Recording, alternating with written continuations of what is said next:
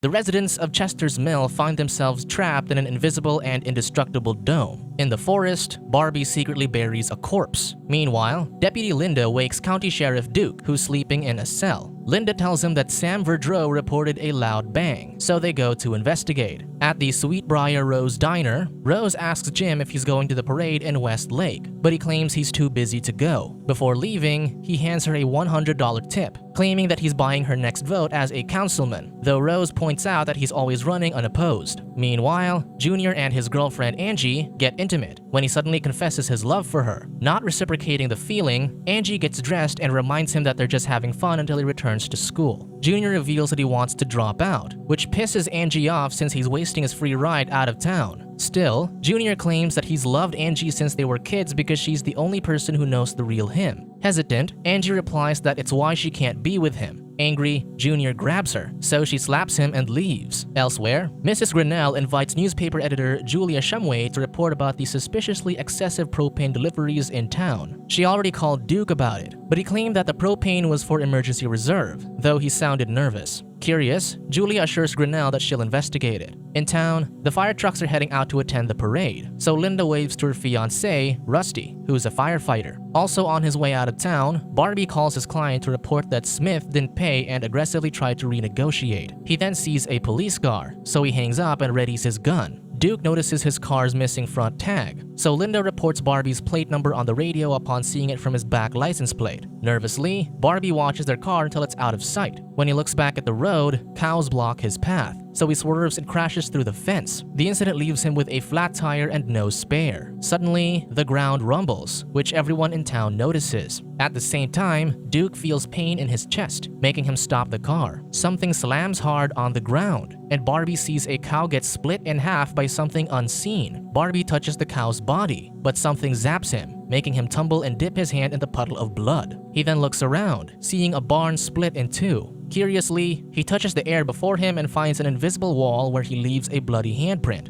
A teenager named Joe approaches and asks what happened. Finding the bloody cow, Joe checks and touches the invisible wall, getting zapped by it as well. Meanwhile, Linda checks on Duke, who comments that his pacemaker just skipped a beat. Suddenly, they get a report that the power lines are down throughout the town. In the field, Joe continues to touch the wall and speculates that it's an invisible fence that only zaps them the first time they touch it. Suddenly, lifeless birds fall from the sky. Barbie inspects one and discovers that its neck was snapped, so Joe speculates that the invisible wall is really high. They then witness a plane crashing onto the wall. Debris falls above Joe, so Barbie dives in to save him. While observing the remains of the plane, Barbie sees an incoming fire truck, so he and Joe rush to stop it from colliding with the wall. The truck stops, and one fireman storms out, only to hit his face against the invisible wall. Joe notices that they can't hear the truck's sirens, so Barbie writes a message on a piece of paper, instructing them to call the FAA to shut down the whole airspace. Meanwhile, radio broadcaster Phil Bushy goes on air after activating their generators. His co-worker, Dodie Weaver, points out that they're the only one on air despite every station having its own generator. Phil doesn't care since this will ramp up their ratings. At the same time, Linda and Duke arrive at the crash site. Linda notices Rusty from the other side, so she goes near him. As they touch the wall, they experience a shock and notice that they can't hear each other. Jim arrives just as Duke receives reports about accidents from everywhere. Worried, Duke thinks that the town's been cut off from the rest of the world. Thinking this, the officers plot out roadblocks to prevent further accidents. Jim, however, has a different contingency plan. Julia arrives, so Duke orders Linda to commandeer her car so they can cover more ground. As the others leave, Julia notices Barbie and asks him to tell her the story. In the town, couples Carolyn and Alice stop at Chester's Mill on the way to take their daughter, Nori, to a correctional camp. However, when they notice police cars rushing, they decide to skip town quickly. In the woods, Julia and Barbie follow where the invisible wall goes. She wonders if the walls came out of thin air, they would disappear quickly. Barbie, however, notes that even if it does, the military will put them into quarantine. Julia deduces that Barbie is from the army, but he admits that he hasn't been in service recently. They then stumble onto a house that's been sliced, with a woman whose hand was amputated by the wall. At the station, Jim barges in and demands to make an emergency broadcast. In his room, a heartbroken Junior attempts to harm himself until he hears Jim's emergency announcement on the radio. Jim orders every driver to stop their vehicle as there's a serious situation throughout the town. While on the road, Alice and Carolyn hear this, but disregard it as a marketing stunt. Suddenly, they witness a truck crashing into the invisible wall, so Carolyn stops the car. They exit, and Nori starts having a seizure while repeating, "Pink stars are falling in lines." Joe arrives home and asks his sister, Angie, where their parents are. He then finds a note revealing that their parents went out of town, leaving them alone. Julia and Barbie take the amputated woman to the hospital. With many patients filing in, a nurse asks Julia where her husband is. Julia thinks her husband works on Sundays, but the nurse reveals that he hasn't worked on Sundays in weeks. Meanwhile, reporters are flocking to the other side of the wall until the military arrives and shuffles them away. Outside the hospital, Angie sees Barbie smoking and asks for a cigarette. Junior watches them, seething in rage and unaware that they're just talking about the town's situation. Carolyn and Alice soon arrive, so Angie attends to Nori. While Barbie walks away, Junior watches him with hatred. That night, Duke arrives at the town hall and only finds Jim, as he's the only council member who stayed while the rest attended the parade. Duke notes that many officers also attended the parade, so they're understaffed. Jim suggests authorizing additional officers, but Duke refuses to have amateurs with badges running around during the situation. Pissed at the sheriff questioning his authority, Jim asks what they'll do when people wonder why they stockpiled propane just before a disaster happened. Duke tells him it's Jim's responsibility since he doesn't even know why he wanted the propane deliveries, and Jim laughs since the sheriff turned a blind eye to it. Offended, Duke asserts that he had to protect the town and keep it from going broke. Jim tells him to calm down since his pacemaker might malfunction, which Duke takes as a threat.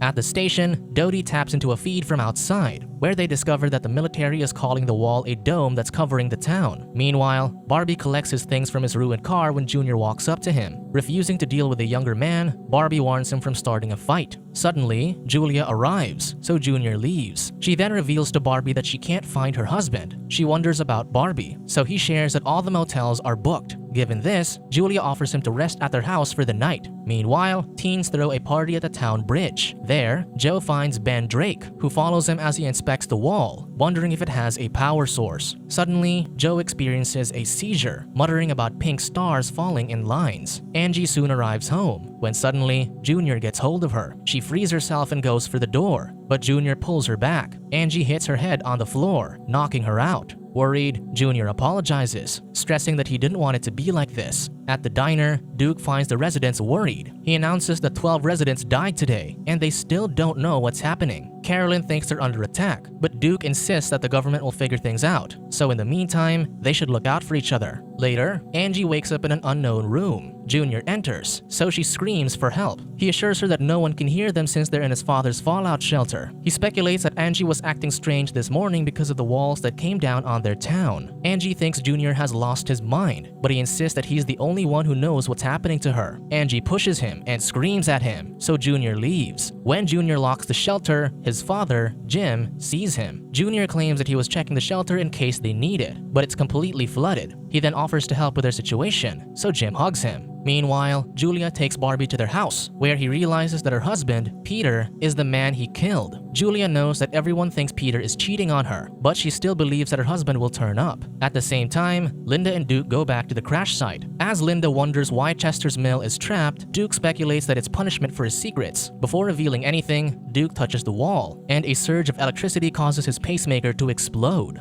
Later, Barbie recounts beating Peter as he demanded him to pay up to his boss. He gave Peter 1 day to pay, but Peter insisted that he didn't have the money. Instead, Peter aimed his revolver at him. Barbie swiped the gun away, triggering a fight that ended with Barbie pulling the trigger. Barbie wakes up to Julia checking on him since he'd been yelling in his sleep. He starts searching for his dog tag until he recalls that it fell during his fight with Peter. Meanwhile, deputies Paul and Freddie arrive at the crash site as a mourning Linda explains that Duke's pacemaker exploded after touching the invisible wall. When Freddie touches it, his watch doesn't explode, so Linda concludes that since his watch is a wind-up, only battery-operated devices might be affected. At the same time, Ben worries about Joe's seizure earlier. Joe disregards it and just asks the diggers near his home about their progress. Since they haven't dug deep enough to find where the wall ends, Joe decides to map out the wall. By morning, Dodie picks up another feed and discovers that the dome is not radioactive. Phil urges her to tell people, but Dodie thinks they'll just scare them if they divulge it without further information. At the Sweetbriar Rose, Jim helps activate Rose's generator to power up the diner. Linda then arrives and announces Duke's passing. Julia, on the other hand, throws a ball on the invisible wall to get the soldiers' attention from the other side, but to no avail. Upon seeing a soldier talking on the phone, she heads to the radio station. At the fallout shelter, Angie attacks Junior as he enters, only to find that the hatch outside is locked. Junior then carries her back and chains her to the bed. He insists that she's sick, so Angie suggests taking her to the hospital. However, Junior refuses since the guy she shared a cigarette with might still be there. He believes that she loved him, but Angie replies that she never did. To torment him, Angie lies that she and Barbie were intimate. This makes Junior angry, so he leaves. At the funeral home, Linda shares with Jim that Duke was like a father to her. She wonders about Duke's supposed secrets, but Jim claims he doesn't know what they were. Reverend Lester Coggins arrives, and Linda leaves. Jim then pushes Lester, seeing that he's high. Lester excuses that since it's Judgment Day, he wants to feel the rapture. Jim reminds him that they got into the mess to save the town. However, Lester corrects him that it was Duke's reason, and he just went along with it. Deciding to clean up their mess, they take Duke's keys and leave. Meanwhile, Julia arrives at the station, overhearing Dodie listening to military feeds. At the police station, Linda sees Jim looking through Duke's files. He claims that he's just searching for Duke's will, which reveals that he left his possessions to Linda, making her cry. After comforting her, Jim returns to his car and informs Lester that Duke didn't have the files in his office, so he must have kept them at his house. Jim tells Lester to retrieve the files while he focuses on the town. At the same time, Dodie shares with Julia that she developed a harmonic microwave frequency converter to listen to the feeds outside. Hearing that the military believes they're under a dome, Julia interrupts Phil to broadcast this to everyone. The broadcast causes people to panic, so Linda asks them to stay calm while she confirms the information. Paul, however, points out that they don't know anything about the dome. Linda reminds him that they must keep people from panicking as they might do foolish things. Paul argues that it's foolish not to panic before he leaves. While driving, Jim sees a tractor heading towards the wall, so he commands the operator to stop as the machine might explode if it touches the dome. To prove this, he recounts that Duke's pacemaker exploded after touching the dome. Learning that the sheriff is dead, the operator wonders who's in charge now. At the same time, Ben and Joe see scientists testing the dome by soaking it in water. Joe touches the surface and notices moisture leaking into their side, so he concludes that the wall is like a sieve. At the convenience store, Barbie buys cigarettes and sees Nori shoplifting. Outside, Nori comments that smoking's bad, but Barbie claims that he's stocking up, noting that if they get stuck there for long, people will start trading for cigarettes. Given that, he advises her to hang on to her stolen candy bar. Unknown to him, Junior is following Barbie. At the station, they tap into another feed and learn that the military still doesn't know what the dome is, so Julia concludes that they're not responsible for trapping them there. On the other hand, Barbie returns to the cabin, where he confronted Peter. There, he finds his dog tag, but Junior walks up to him. Junior accuses him of forcing himself onto Angie and declares that she belongs to him. He then punches Barbie, and a fight ensues. Barbie pushes him out and punches him aggressively. He then warns Junior that next time, he won't stop. At Duke's house, Lester rummages through his files until he finds the bills for the propane purchases. He burns them, but accidentally sets the curtains ablaze. On the road, Linda and Freddie get stopped by Paul, who hands them rifles. He believes that the town will erupt in chaos, so they have to prepare. He then sees Barbie and points his weapon at him, but Linda tells him that he's the man who saved Joe. Suddenly, she receives a report that Duke's house is on fire, so they rush to it.